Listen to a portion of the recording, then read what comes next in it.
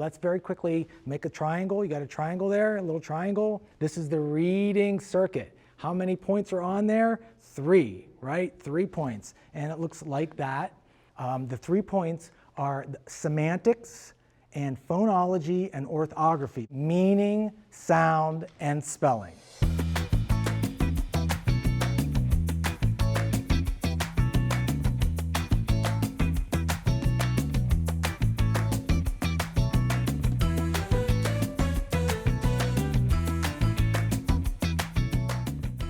So I'm going to give you 4 to 6 activities for the reading circuit.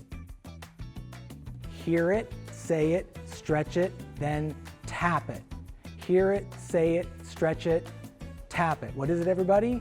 Hear it, say it, stretch it, tap it. Let me give you an example. The word is flip. What's the word, everyone? Flip. I'm going to stretch it for you. Just watch. Flip. Flip. Now I'm going to tap it out. If you're working with young students, you could tap it out on your arm, like this. Flip, and blend it. Flip. If you're working with older students, you could have them tap it out with their fingers. Pinky to pointer. What is it? Pinky to pointer, right. Flip. Flip. Let's try flip on our arms. Ready? Flip. Flip. One more time. Flip. Skywriting, to write it in the air like that, you use 2 fingers. How many fingers, everybody? 2. 2 fingers, right? Your arm is extended fully, like this, right? It's extended fully, and watch me first as I do lap, okay? And then we'll practice lap. I'm gonna turn my back to you, and it looks like this. Lap. You say the word and you go across the midline. You say the word as you go across the midline, lap. And then you spell it in the air. L-A-P, lap. And you do that 3 times because students need repetition. How many times do we do it? 3 times, all right? And it's great to get kids out of their seat for a moment, have them stand up. You can stand up and just scooch out a little bit.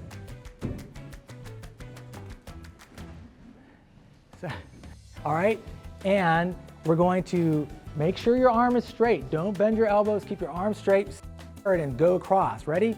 Lap, and then it's spelled in the air. L-A-P, lap. Do it again. Lap. L-A-P, lap. Do it again. Lap. L-A-P, lap. All right, nicely done. Was your elbow straight? Yes? Okay, did you cross the midline? 3 repetitions? Okay, good. That's skywriting. Skywriting is excellent to do with sight words. What's a sight word? A sight word is a word that might be more difficult for a student to sound out. And therefore, they just kind of have to use some just kind of strict memorization at this point. So, and it also might be a word that doesn't really mean anything. Like the example I use a lot, and we can practice this, is a sight word oftentimes is the. 3 letters, right? But think about this word. That's also 3 letters. Dog, right? But this word's a lot harder for some students.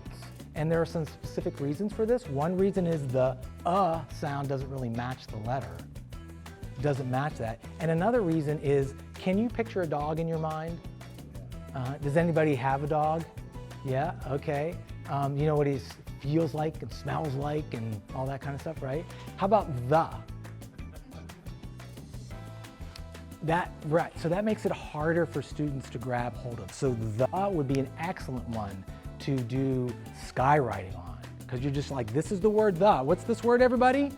The. Let's skywrite it, you know? Let's do it. We'll do it real quick. The, T-H-E, the. Right, and then we do that how many times? 3 times, yeah. And then maybe we want to follow that up with a little bit of palm writing. So grab your imaginary pen, got it? Okay, so your ink might be red or purple or whatever, and then you're gonna do it on your palm. Let's do the. Swipe it, the, then write it.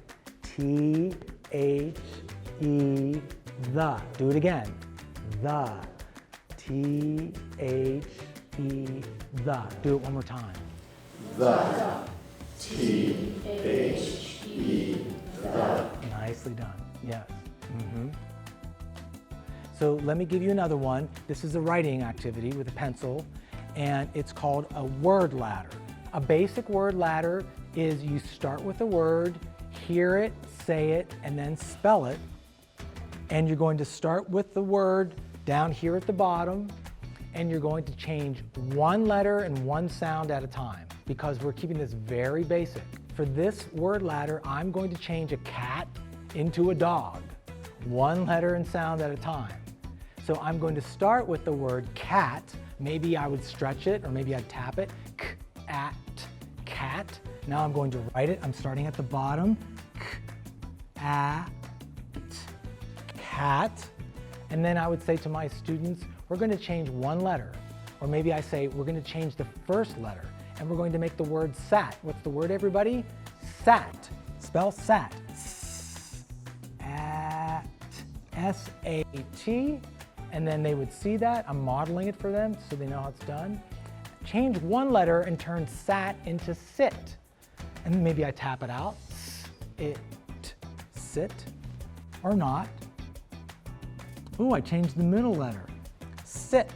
Now I'm going to change sit into hit. Maybe I say to them, change the first letter. I'm very direct.